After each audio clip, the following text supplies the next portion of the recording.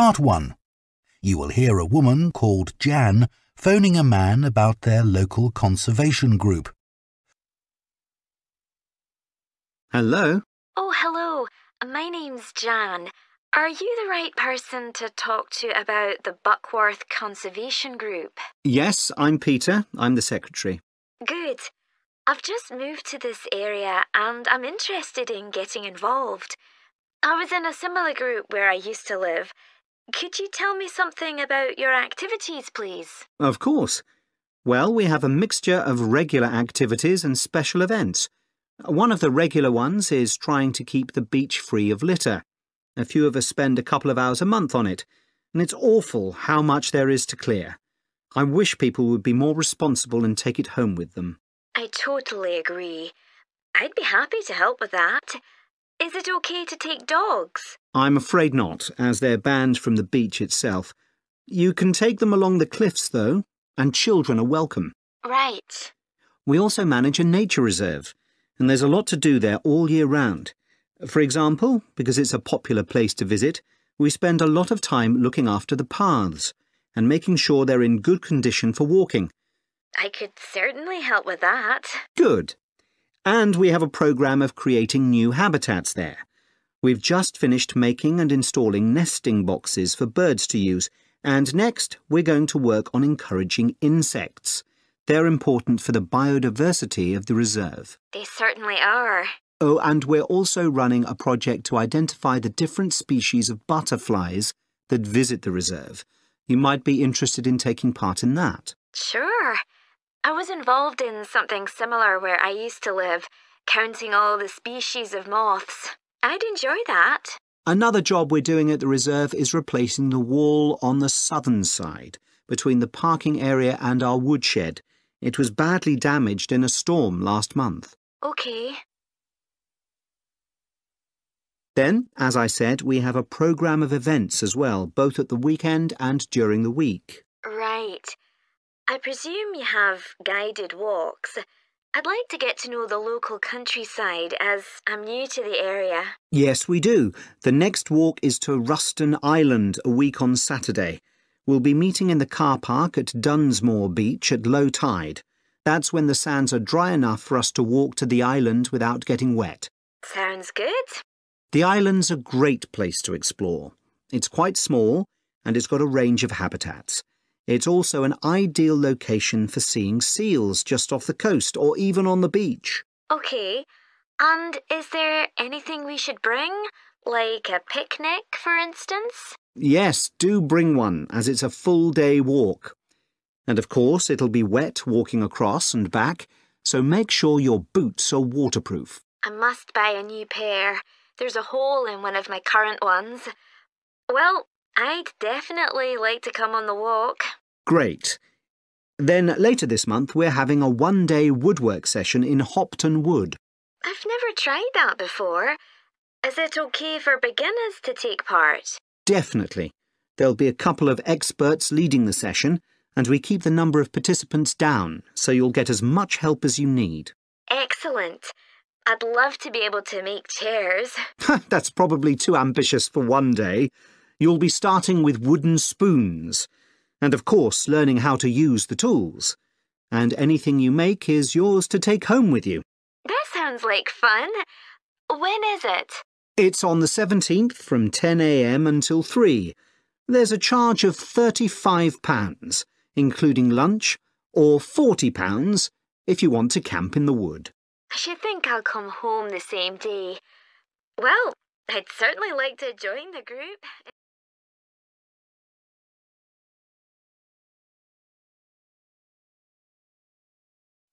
Part 2. You will hear a tour guide, Lou Miller, speaking to a group of people about a boat trip they are going to take around the Australian island of Tasmania. So, hello everyone. My name's Lou Miller, and I'm going to be your tour guide today as we take this fantastic boat trip around the Tasmanian coast. Before we set off, I just want to tell you a few things about our journey. Our boats aren't huge, as you can see. We already have 3 staff members on board, And on top of that, we can transport a further 15 people, that's you, around the coastline. But please note, if there are more than 9 people on either side of the boat, we'll move some of you over. Otherwise, all 18 of us will end up in the sea. We've recently upgraded all our boats. They used to be jet black, but our new ones now have these comfortable dark red seats and a light green exterior in order to stand out from others and help promote our company.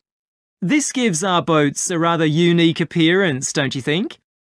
We offer you a free lunchbox during the trip, and we have 3 types. Lunchbox 1 contains ham and tomato sandwiches. Lunchbox 2 contains a cheddar cheese roll. And Lunchbox 3 is salad-based and also contains eggs and tuna. All 3 lunchboxes also have a packet of crisps and chocolate bar inside. Please let staff know which lunchbox you prefer.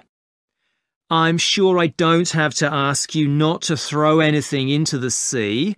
We don't have any bins to put litter in, but Jess, myself or Ray, our other guide, will collect it from you after lunch and put it all in a large plastic sack. The engine on the boat makes quite a lot of noise, so before we head off, let me tell you a few things about what you're going to see. This area is famous for its ancient lighthouse, which you'll see from the boat as we turn past the first little island. It was built in 1838 to protect sailors, as a number of shipwrecks had led to significant loss of life. The construction itself was complicated, as some of the original drawings kept by the local council show. It sits right on top of the cliffs in a very isolated spot. In the 19th century, there were many jobs there, such as polishing the brass lamps, chopping firewood, and cleaning windows that kept lighthouse keepers busy. These workers were mainly prison convicts until the middle of that century, when ordinary families willing to live in such circumstances took over. Some of you have asked me what creatures we can expect to see. I know everyone loves the penguins, but they're very shy and unfortunately tend to hide from passing boats. But you might see birds in the distance, such as sea eagles, flying around the cliff edges where they nest. When we get to the rocky area inhabited by fur seals, we'll stop and watch them swimming around the coast. They're inquisitive creatures, so don't be surprised if one pops up right in front of you. Their predators, orca whales, hunt along the coastline too, but spotting one of these is rare. Dolphins, on the other hand, can sometimes approach on their own or in groups as they ride the waves beside us. Lastly, I want to mention the caves. Tasmania is famous for its caves, and the ones we'll pass by are so amazing that people are lost for words when they see them. They can only be approached by sea, but if you feel that you want to see more than we're able to show you, then you can take a kayak into the area on another day, and one of our staff will give you more information on that. What we'll do is to go through a narrow channel, past some incredible rock formations, and from there we'll be able to see the openings to the caves, and at that point we'll talk to you about what lies beyond.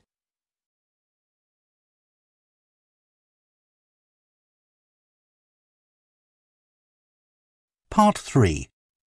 You will hear 2 veterinary science students called Diana and Tim discussing their work placements and their course modules.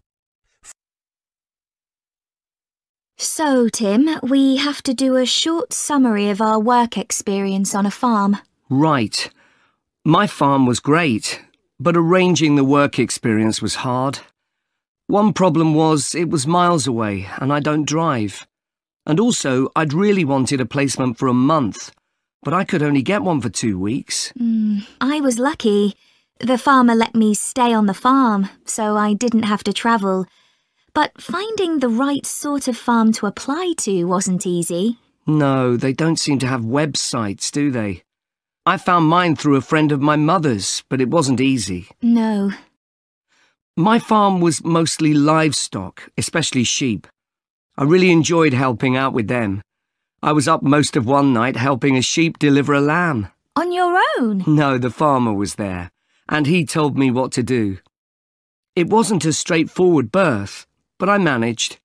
It was a great feeling to see the lamb stagger to its feet and start feeding almost straight away, and to know that it was okay.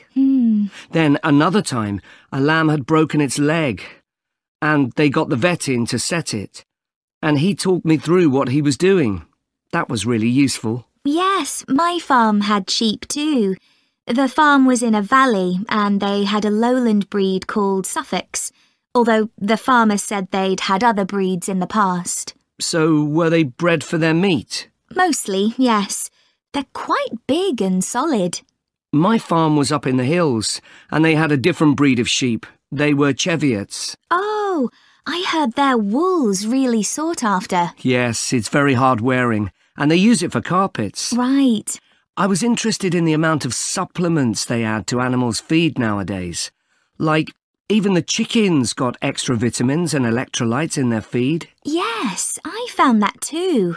And they're not cheap. But my farmer said some are overpriced for what they are, and he didn't give them as a matter of routine, just at times when the chickens seemed to particularly require them. Yes, mine said the same.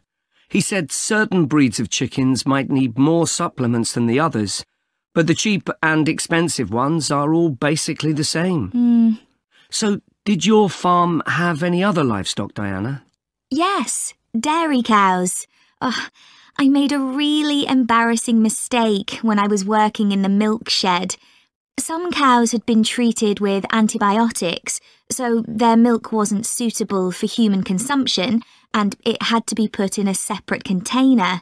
But I got mixed up, and I poured some milk from the wrong cow in with the milk for humans, so the whole lot had to be thrown away.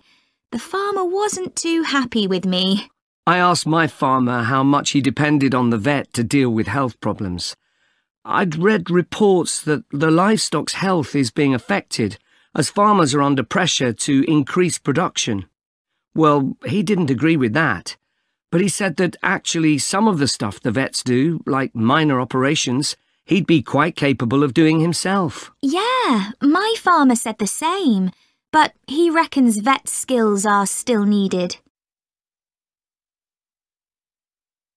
Now we've got to give a bit of feedback about last term's modules. Just short comments, apparently. Shall we do that now? OK. So, medical terminology. Well, my heart sank when I saw that, especially right at the beginning of the course, and I did struggle with it. I thought it'd be hard, but actually, I found it all quite straightforward. What did you think about diet and nutrition? OK, I suppose. Do you remember what they told us about pet food and the fact that there's such limited checking into whether or not it's contaminated? I mean, in comparison with the checks on food for humans, I thought that was terrible. I think the module that really impressed me was the animal disease one, when we looked at domesticated animals in different parts of the world, like camels and water buffalo and alpaca. The economies of so many countries depend on these, but scientists don't know much about the diseases that affect them. Yes. I thought they'd know a lot about ways of controlling and eradicating those diseases, but that's not the case at all. I loved the wildlife medication unit. Things like helping birds that have been caught in oil spills. That's something I hadn't thought about before. Yeah, I thought I might write my dissertation on something connected with that. Right. So, actually, I was thinking something along the same line.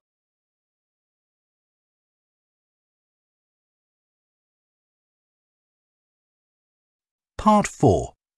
You will hear an anthropology student giving a presentation on spiral path designs known as labyrinths. Labyrinths have existed for well over 4,000 years. Labyrinths and labyrinthine symbols have been found in regions as diverse as modern-day Turkey, Ireland, Greece and India. There are various designs of labyrinth, but what they all have in common is a winding spiral path which leads to a central area. There is one starting point at the entrance, and the goal is to reach the central area. Finding your way through a labyrinth involves many twists and turns, but it's not possible to get lost, as there is only one single path. In modern times, the word labyrinth has taken on a different meaning and is often used as a synonym for a maze. A maze is quite different, as it is a kind of puzzle with an intricate network of paths. Mazes became fashionable in the 15th and 16th centuries in Europe and can still be found in the gardens of great houses and palaces. The paths are usually surrounded by thick, high hedges so that it's not possible to see over them.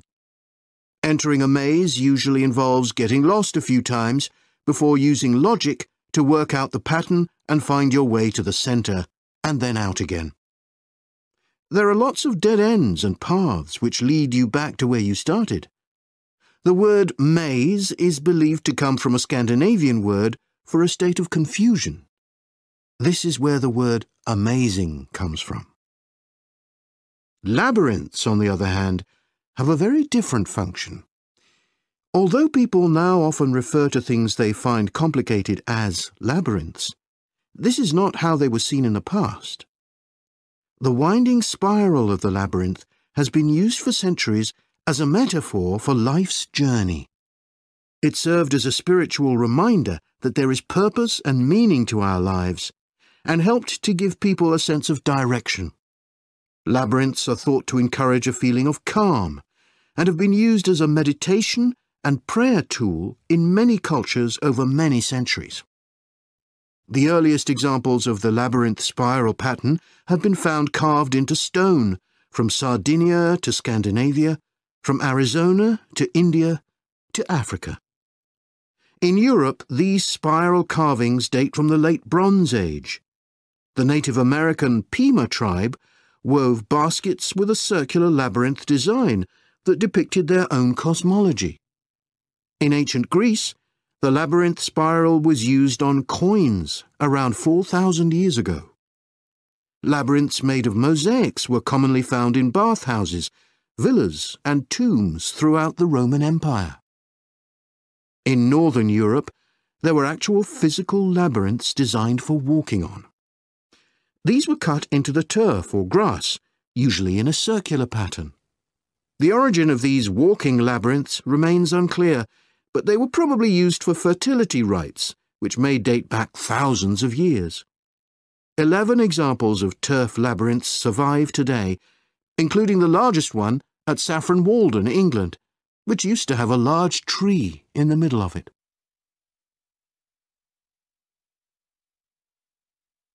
More recently, labyrinths have experienced something of a revival. Some believe that walking a labyrinth promotes healing and mindfulness, and there are those who believe in its emotional and physical benefits, which include slower breathing and a restored sense of balance and perspective. This idea has become so popular that labyrinths have been laid into the floors of spas, wellness centres, and even prisons in recent years. A pamphlet at Colorado Children's Hospital informs patients that walking a labyrinth can often calm people in the midst of a crisis. And apparently, it's not only patients who benefit. Many visitors find walking a labyrinth less stressful than sitting in a corridor or waiting room. Some doctors even walk the labyrinth during their breaks. In some hospitals, patients who can't walk can have a paper finger labyrinth brought to their bed. The science behind the theory is a little sketchy, but there are dozens of small-scale studies which support claims about the benefits of labyrinths. For example, one study found that walking a labyrinth provided short-term calming, relaxation and relief from anxiety for Alzheimer's patients. So what is it about labyrinths that makes their appeal so universal?